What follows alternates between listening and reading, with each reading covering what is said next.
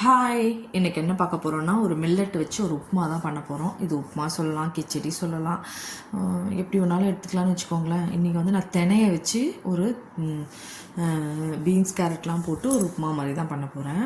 தினை வந்து 1.25 டம்ளர் எடுத்துக்கிட்டேன். 1.25 டம்ளர் தான் இருக்கும் எடுத்துக்கிட்டேன். இதை வந்து நல்லா வாஷ் பண்ணணுங்க. ரொம்ப அழுக்கு இருக்கும். இந்த தினையை பொறுத்த மட்டும் அவ்வளோ அழுக்கு இருக்குது அதில். அது அழுக்கா அது என்னதுன்னு எனக்கு பொருள் தெரில. நல்லா ஒரு 10 தடவையாவது அதை நல்லா வாஷ் பண்ணி நல்லா ஊற வச்சுக்கோங்க. நெக்ஸ்ட்டு ஆயில் போட்டு கடுகு போட்டு சீரகம் போட்டு கடலைப்பருப்பு நல்லா ஒரு 2 டேபிள் ஸ்பூன், ஒரு உளுத்தம்பருப்பு 2 டேபிள் ஸ்பூன் போட்டு நல்லா பொரியட்டும். ஒரு காஞ்ச மிளகாய் போட்டுக்கோங்க. போட்டுட்டு நல்லா அதுவும் பொரியட்டும். பொரிஞ்சு வரச்ச நம்ம பொடியாக நறுக்கி வச்சுருக்க வெங்காயம், பச்சை மிளகாய் இதையும் போட்டு நல்லா வேணால் இஞ்சி கூட பொடியாக நறுக்கி வச்சுக்கலாம். நான் இஞ்சி எடுத்துக்கல.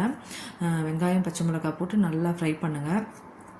இது கூட போட்டு பருப்பு கூட போட்டு நல்லா ஃப்ரை ஆகட்டும். கூட கருவேப்பிலையும் ஆட் பண்ணிக்கோங்க. போட்டு நல்லா வதக்குங்க. வதக்குனதுக்கப்புறமா நம்ம பொடியாக நறுக்கி வச்சுருக்கிற கேரட்டும் பீன்ஸும் போட்டு நல்லா சேர்த்து வதக்குங்க. எல்லாத்தையும் நல்லா இது மாதிரி கோதுமை உப்புமாவும் பண்ணலாம். இன்னொரு நாளைக்கு நான் அந்த ரெசிபியை காட்டுறேன். நல்லா வதங்க வரைச்சா நம்ம வந்து அரைச்சி வச்சுருக்கோம் இல்லையா, கழுவி வச்சுருக்கோம் இல்லையா, கழுவி வச்சுருக்கோம் இல்லையா தெனை, அதை வந்து ரொம்ப பொடி பொடியாக இருக்கும். நல்லா இன்னும் 2 தடவை 3 தடவை நல்லா அலசுங்க.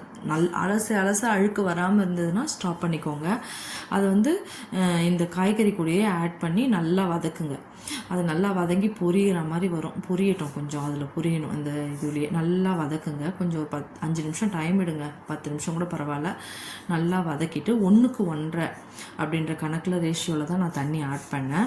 உங்களுக்கு தண்ணி கொஞ்சம் கம்மியாக இருக்குன்ட்டு எந்த ஸ்டேஜில் 1:1 தண்ணி இந்த மாதிரி ஊற்றிட்டு நல்லா க்ளோஸ் பண்ணி மூடி வச்சுருங்க. லிட்டு போட்டு மூடி வச்சு நல்லா வேகட்டும். வெந்து வரைச்ச நீங்கள் கலரி பார்த்தீங்கன்னா இன்னும் வேகலை அப்படின்ற டைமில் ஒன்றும் பிரச்சனை இல்லை. ஒரு சுடு தண்ணி ஒரு 1/2 டம்ளரோ 1 டம்ளரோ கூட ஆட் பண்ணிக்கோங்க. உங்களுக்கு எப்படி இருக்குன்றதோ, தெனை எந்த குவாலிட்டியில் இருக்குதுன்றது புட்டு கூட இருக்குது இல்லையா, அதனால சொல்கிறேன். அப்போ நீங்கள் ஆட் பண்ணிக்கோங்க. நான் வச்ச தண்ணியே எனக்கு கரெக்டாக இருந்தது, போதும்னு சொல்லி விட்டேன். கூட கொத்தமல்லி ஆட் பண்ணிவிட்டு நல்லா மூடி வச்சுட்டு நல்லா கலரி பார்த்தீங்கன்னா உங்களுக்கு தெரியும். நான் ஆட் பண்ணல வாட்டரு. அப்படி உங்களுக்கு வேகாத மாதிரி தெரிஞ்சதுன்னா ஹாட் வாட்டர் ஆட் பண்ணிக்கலாம். நல்லா உதிரியாகவே வந்தது எனக்கு. நல்லா இந்த லெவலில் தான் இருந்தது. திருப்பி நல்லா அழுத்தி வச்சு நான் மூடிட்டேன். ரொம்ப நல்லா உதிரியாக வந்தது. சாப்பிட்றதுக்கு நல்லா டேஸ்ட்டாகவும் வந்தது. நல்லா டயட்டில் இருக்கணும்னு ஃபாலோ பண்ணுறவங்களுக்கு இது ரொம்ப நல்ல ரெசிபி. ட்ரை பண்ணி பாருங்கள். என்னோடய சேனல் பிடிச்சிருந்தால் லைக் பண்ணுங்கள், ஷேர் பண்ணுங்கள், சப்ஸ்கிரைப் பண்ணுங்கள் மெயினாக. தேங்க்யூ.